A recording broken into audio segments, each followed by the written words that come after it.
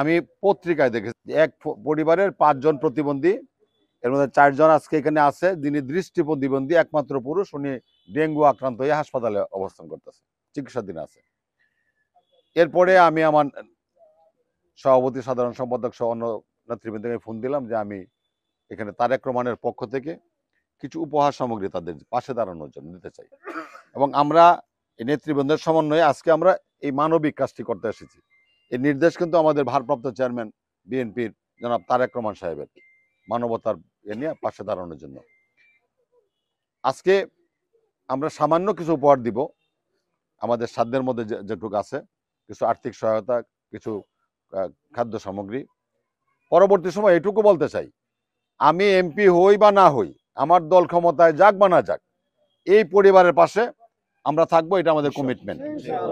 আর ইনশাল্লাহ বাংলাদেশের যে পরিস্থিতি, এতে আমাদের দল ক্ষমতায় যাবে, এটা আমার দৃঢ় বিশ্বাস।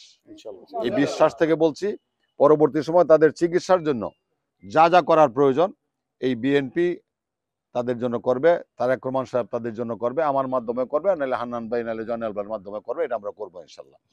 আমি দেশবাসীকে আহ্বান জানাবো যে আপনারা এদের জন্য দোয়া করবেন, এবং আমাদের যার যার সাধ্যমতো আমরা তাদের পাশে থাকি।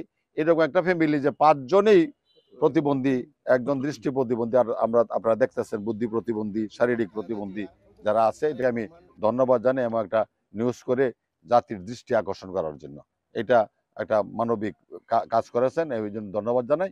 এই কথা বলে এবং এই সামগ্রীগুলি তাদের হাতে তুলে দিয়ে আমরা আজকের মতো আমাদের অনুষ্ঠান শেষ। আরো করবো ইনশাল্লাহ। হ্যাঁ, এখান থেকে